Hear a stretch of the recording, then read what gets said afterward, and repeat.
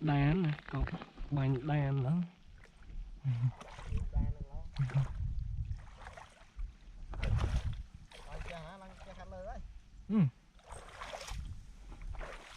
em phải nâng tấu à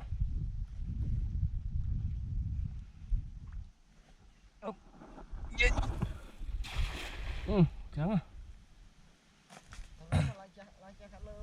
hai tấn độ ven cái nó mà nè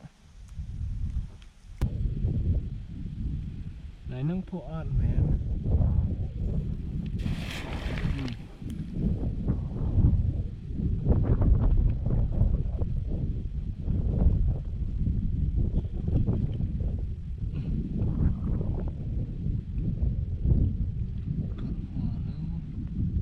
cho stung tắc mơ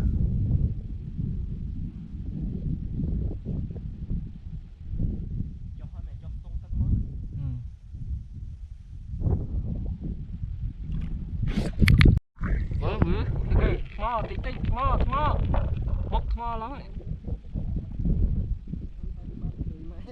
hả đâu từ lúc từ bốn mấy anh trai nè nè khám à khám đáy chó lắm à chó lắm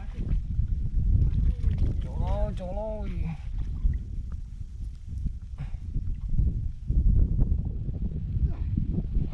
man. Okay, so cool, brother. Hả?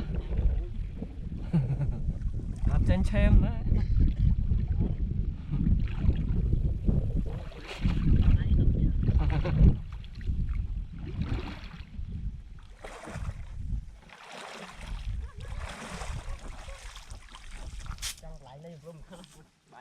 Chỗ là. Wow, pan pengra dah. Pengra berang. Dah pan nempang thom hai bánh phong mà.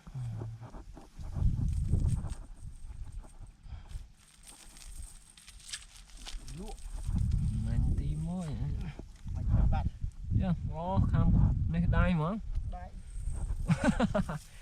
Thấy ọt mong người ta khăm mút.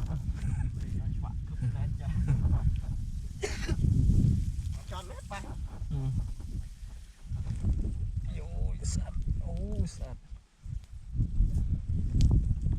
lối ma đấy